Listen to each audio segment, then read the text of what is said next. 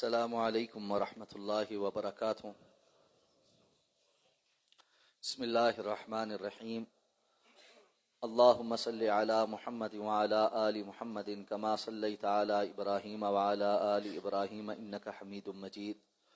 اللہم بارک علی محمد وعلی آل محمد کما بارکت علی ابراہیم وعلی آل ابراہیم انک حمید مجید۔ عن ابی ہریرۃ رضی اللہ تعالی عنہ عن النبی صلی اللہ علیہ وسلم قال احب البلاد الی اللہ مساجدها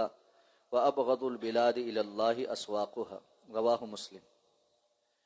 عن سلمان الفارسی رضی اللہ عنہ من قوله قال لا تكونن ان استطعت اول من يدخل السوق ولا آخر من يخرج منها فإنها معركة الشيطان وبها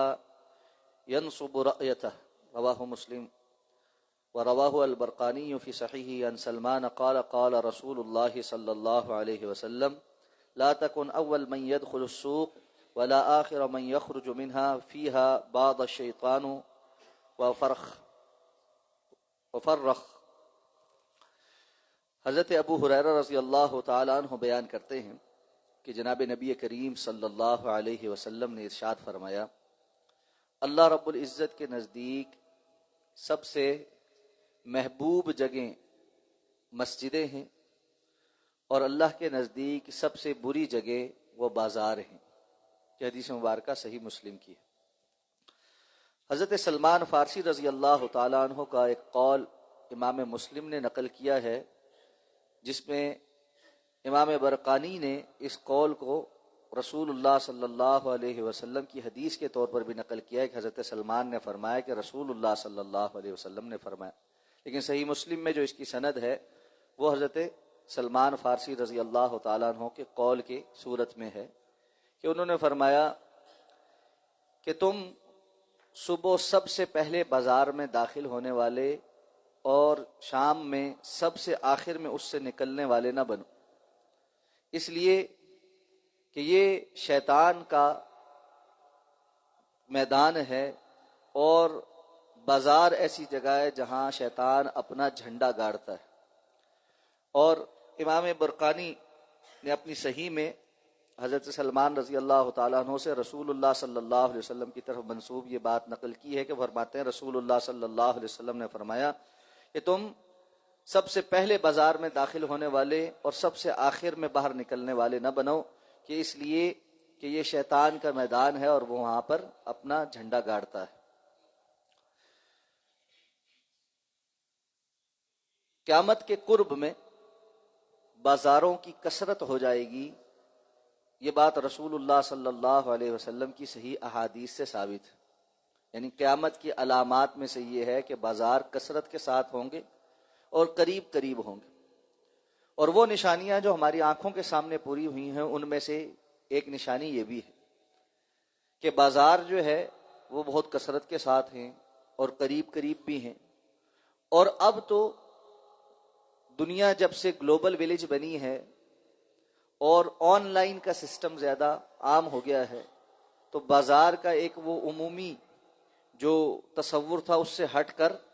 پوری دنیا کے بازار آپ کی دسترس میں آ گئے ہیں۔ تو ان کا قریب قریب ہونے کا ایک معنی یہ بھی ہو گیا ہے کہ انسان کی دسترس میں وہ آ گئے ہیں۔ آپ یہاں بیٹھے دنیا کے کسی کونے میں بننے والی پروڈکٹ جو ہے وہ آن لائن خرید سکتے ہیں۔ تو اس اعتبار سے یہ بات سمجھنے کی ہے کہ یہ بازار اور بازار کی ایکٹیویٹیز یہ ضرورت کے تحت بندہ اپنا سارا وقت اسی میں صرف کر دے، یہ بات پسندیدہ نہیں، اس لیے کہ اللہ رب العزت کے ہاں پسندیدہ جگہیں وہ اللہ کے گھر ہیں، مساجد ہیں، اور بدترین جگہیں وہ بازار ہیں۔ پسندیدہ جگہیں اللہ کے گھر کیوں ہیں؟ دوسری حدیث کو اگر ہم سامنے رکھیں تو بات اور واضح ہو جائے گی۔ آپ صلی اللہ علیہ وسلم نے فرمایا الدنیا ملعون وملعون ما فیہا، دنیا ساری کی ساری اللہ رب العزت کی رحمت سے دور ہے، ملعون ہے، اور جو کچھ اس کے اندر ہے وہ بھی اللہ کی رحمت سے دور ہے، سوائے اللہ کے ذکر کے اور عالم اور متعلم کی،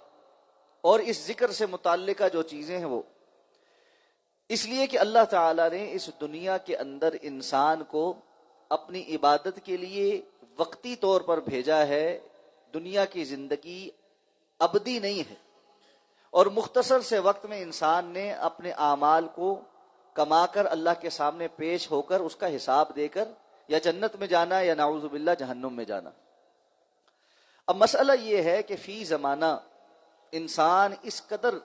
مادیت میں چلا گیا ہے کہ آپ یہ بات کرنے اور سمجھانے کی کوشش کریں تو بھی مسئلہ، یعنی یہ کانسیپٹ کسی کو سمجھانا، اچھے بھلے یعنی ملحد یا کسی غیر مسلم کو یا کافر کو سمجھانا تو ایک دور کی بات، مسلمان معاشرے میں رہنے والے مسلمانوں کو یہ کانسیپٹ سمجھانا بڑا مشکل ہو گیا کہ آپ اپنی زندگی کا فوکس آخرت کو بنائیں اور دنیا کو ایک عارضی گزرگاہ کے طور پر سمجھتے ہوئے اس میں جو مناسب محنت ہے وہ کر کے آخرت کی محنت کو فوکس کر کے گزر جائیں۔ تو یہ بات بہت تھوڑے لوگوں کو سمجھ آتی ہے، جبکہ رسول اللہ صلی اللہ علیہ وسلم نے فرمایا کن فی الدنیا کأنک غریب و عابر سبیل، دنیا میں ایسے زندگی گزارو کہ گویا تم اجنبی ہو یا کوئی مسافر ہو۔ جس طرح کوئی مسافر سفر پہ جاتے ہوئے اپنا سارا گھر کا سامان نہیں باندھتا بلکہ جو اشیاء ضرورت ہیں وہ ساتھ رکھتا ہے، اور اس کو یہ بھی پتا ہوتا ہے کہ میں نے اس جگہ پر تھوڑی دیر رہنا ہے اور اس کے بعد واپس منزل کی طرف جانا ہے۔ تو اسی طرح مومن کی منزل آخرت، تو وہ ایسے میں دنیا کا غیر ضروری بوجھ اپنے کندھے پر نہیں لادتا۔ تو یہ بڑا ایک بیلنس کر کے چلنے والا معاملہ ہے۔ اور پھر یہ بات بھی سمجھنے کی ہے کہ مومن اس معاملے میں اس قدر ویژنری ہوتا ہے، اس کا نظریہ اتنا واضح ہوتا ہے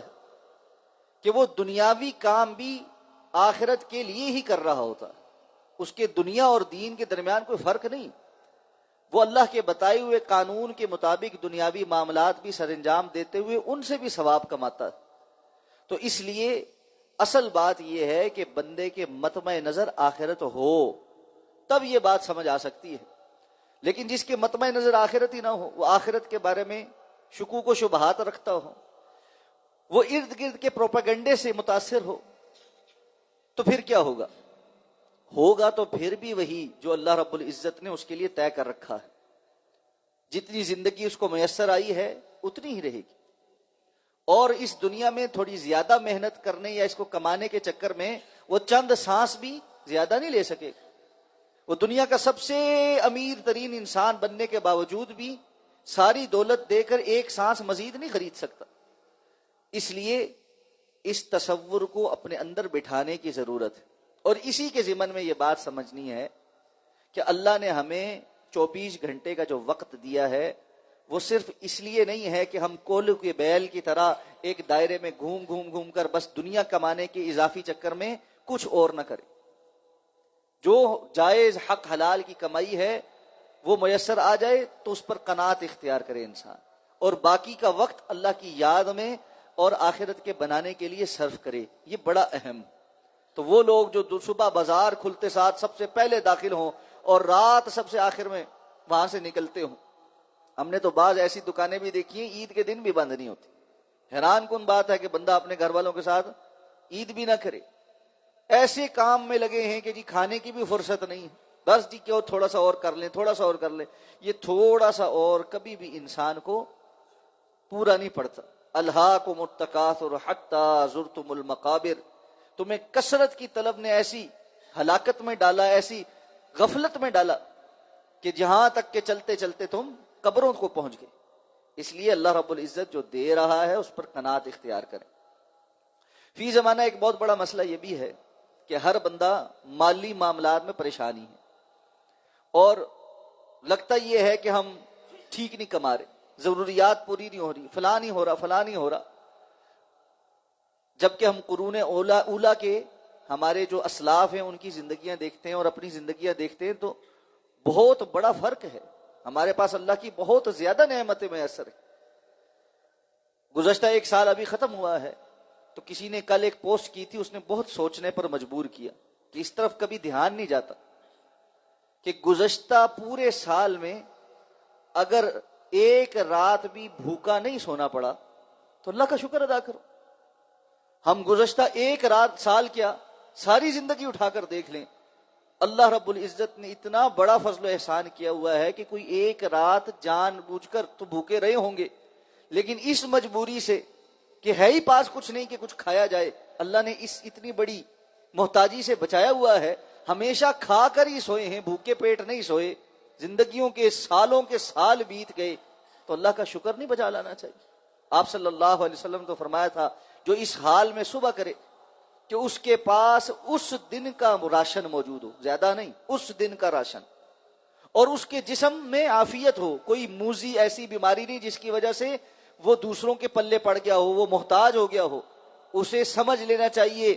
اللہ نے اس کے لیے دنیا ساری سمیٹ کر اس کے ہاتھ میں دے دی ہے۔ اس لیے جو میسر ہے اس پر شکر ادا کریں، اللہ نے محتاجیوں سے بچایا ہے، شکر ادا کریں، اللہ نے اپنا فضل فرمایا ہوا ہے، شکر ادا کریں، اور